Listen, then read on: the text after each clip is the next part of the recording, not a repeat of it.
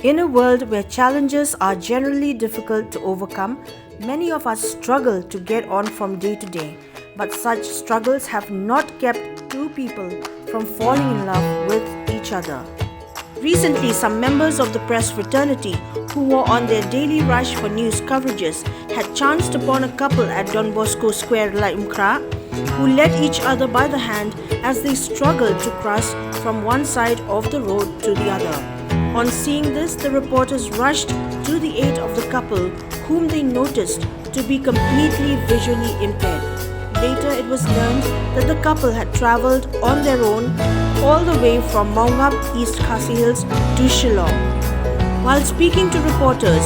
the couple said that help is a much needed action, as in their case, both husband and wife suffer from complete visual impairment. Offering their views on the response of the public to their disability, the couple informed that in rural areas, many do not really bother about them, but in the city, people are more helpful and do not hesitate to offer the helping hand to the blind couple. However, they lamented on the challenges they keep facing while trying to access public transport.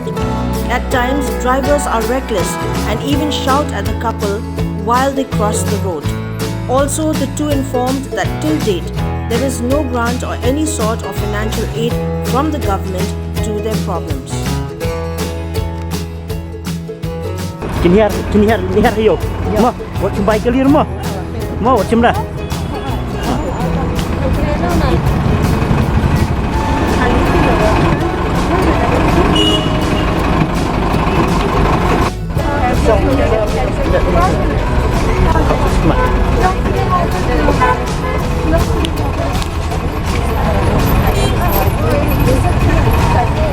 Hasnang tahu te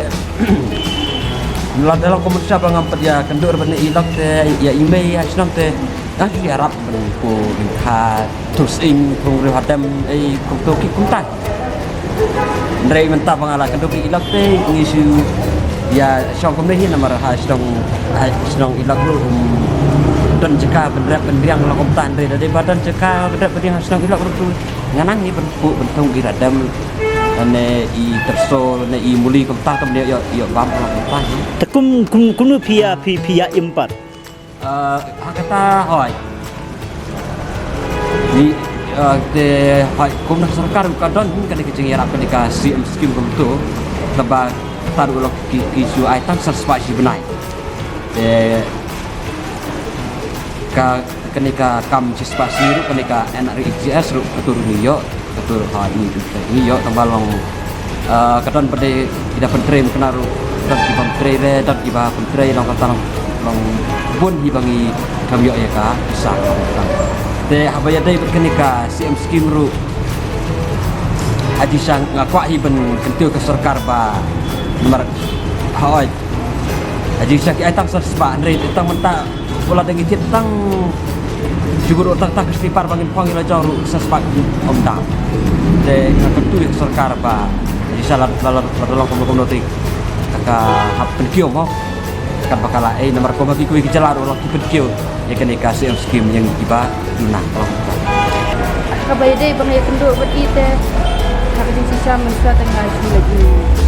training nanti kok bisnis society dan waktu tengah kendu ini mulai Betul dia kakam saya dan kam saya. Nak ada bayi dulu berarti dalam nasi sama dia ni yang dari